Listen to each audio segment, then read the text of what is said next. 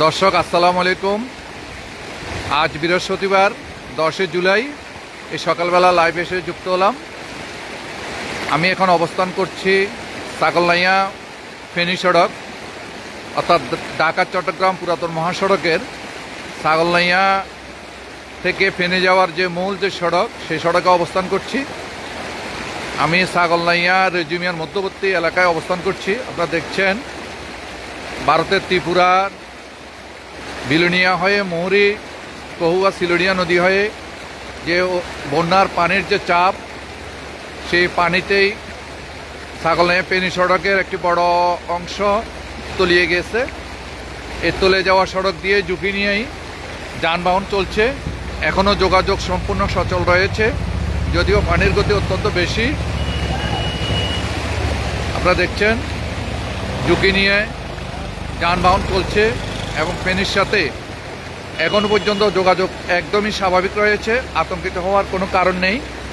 দর্শক আপনারা দেখছেন প্রবল বেগে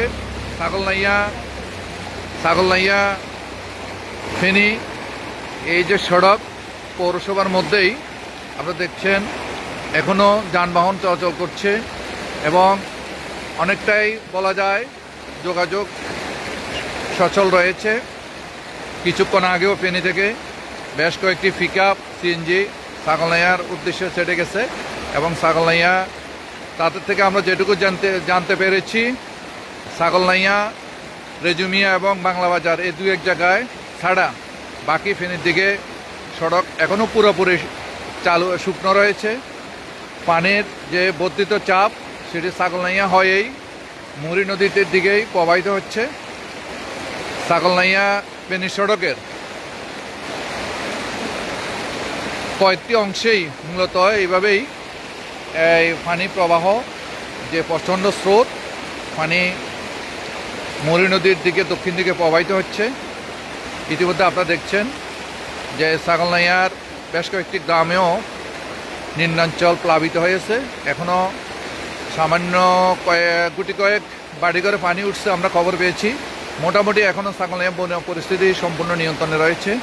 আশা করছি আরও উন্নতি হবে এবং ছাগলনাইয়াবাসী 2024-এর যে অভিজ্ঞতা, সেই অভিজ্ঞতা থেকে আল্লাহ রাব্বুল আলামিন আমাদেরকে মুক্ত রাখবেন এবং আমাদেরকে নিরাপদ রাখবেন, সেই প্রত্যাশা শেষ করলাম।